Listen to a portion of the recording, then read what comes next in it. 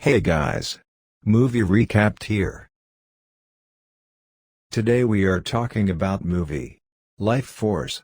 Lifeforce is a 1985 British sci-fi thriller coordinated by Tobe Hooper, adjusted by Dan O'Bannon and Don Jakoby, and featuring Steve Railsback, Peter Firth, Frank Finlay, Mathilda May, and Patrick Stewart. In light of Colin Wilson's 1976 novel The Space Vampires, the film depicts the situation that transpire after a triplet of humanoids in a condition of suspended movement are brought to Earth in the wake of being found in the hold of an outsider space transport by the team of an European space shuttle. Let's start. It's August 9, 1985 in the extended time of Halley's Comet. The space transport Churchill, on a joint British-American mission, moves toward the comet. While examining, the group observes a 150-mile-long outsider spaceship concealed in the tail of the comet. After entering the outsider space apparatus, the team finds many dead and withered bat-like animals and 3 stripped humanoid bodies, 2 male and 1 female, in suspended liveliness inside glass casket-like compartments. The group recuperates the 3 outsiders and starts the return excursion to Earth. During the return venture, Mission Control loses contact with the van as it approaches Earth and a salvage mission is shipped off. Discover what occurred. Ready. The heroes observe the Churchill totally destroyed by fire,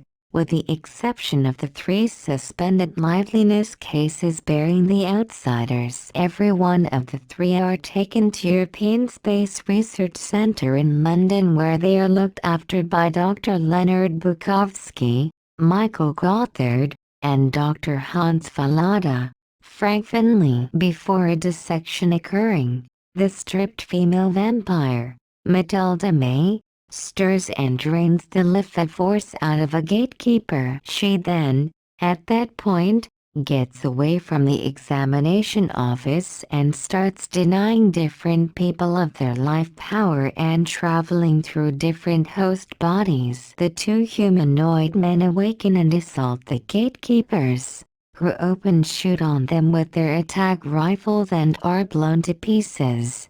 So it appears it happens that the outsiders are a race of room vampires that consume the everyday routine power energy from experiencing creatures rather than blood. In the meantime, in Texas, a brake unit from the van Churchill is found with Colonel Tom Carlson, Steve Railsback, still alive. He has traveled to London and tells how the team were depleted of their life powers. To save Earth from this destiny, Carlson put a match to the bus and got away in the case. During spellbinding, it is clear Carlson has a mystic connect to the female outsider. Carlson and Colin Kane, Peter Firth, an individual from the SAS, follow the outsider to the body of an attendant at a clinic for the intellectually upset in Yorkshire. They accept they have figured out how to trap the outsider young lady inside the vigorously quieted body of the medical clinic's director, Dr. Armstrong, Patrick Stewart. Be that as it may, the whole episode was a stunt to bait them from London. As Carlson and Kane are moving Dr. Armstrong in a helicopter back to London, the outsider young lady breaks free from a calm Dr. Armstrong and vanishes. Carlson then, at that point, concedes to Kane that while on the bus he felt constrained to open the female vampire's holder and to have shared his life power with hers. Whenever they show up back in London, obviously a plague has taken full control.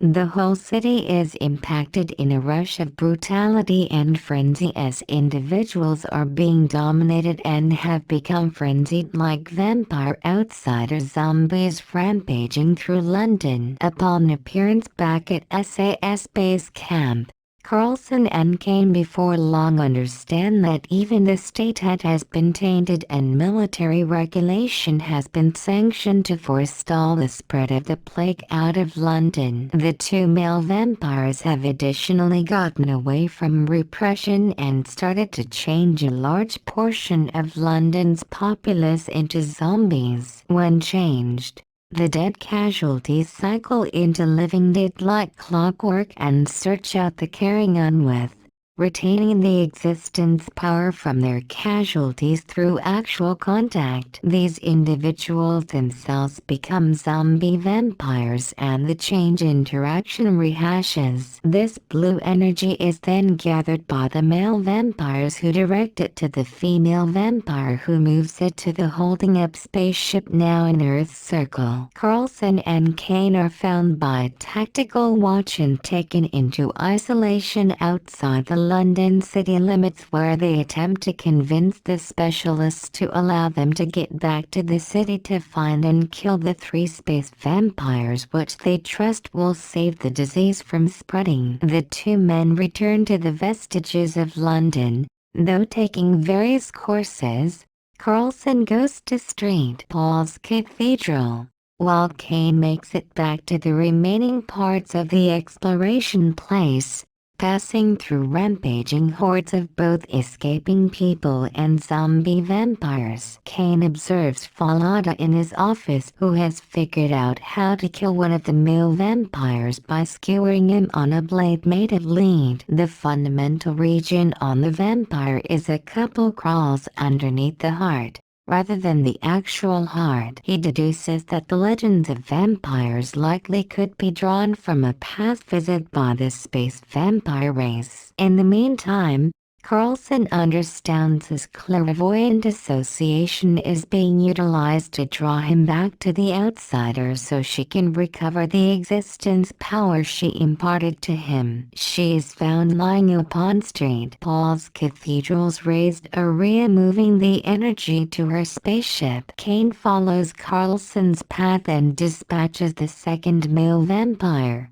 with the lead sword, got from Falada, who Kane needed to kill due to becoming tainted likewise with the others at the examination community. Prior to finding Carlson, who penances himself by piercing himself in the female outsiders simultaneously. Injured, however not lethally, the female vampire gets back to her boat, delivering an eruption of blue energy that impacts the top of the congregation building's vault simultaneously and taking Carlson with her. The two rise up the section of blue light to the vessel with every one of the innumerable human spirits taken from the planet. Kane is next to himself as all the vampire zombies fall dead. Kane looks on as London is as yet on fire.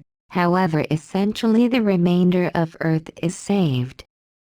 For now, on board the spacecraft, the vampire young lady alongside Carlson are buried back in her precious stone glass final resting place alongside large number of spirits of casualties as blue light energy to control up the boat as it leaves from Earth's circle and heads away towards the comet it came from, with the dismal ramifications that it will return one day 75 years after the fact. Thanks for watching.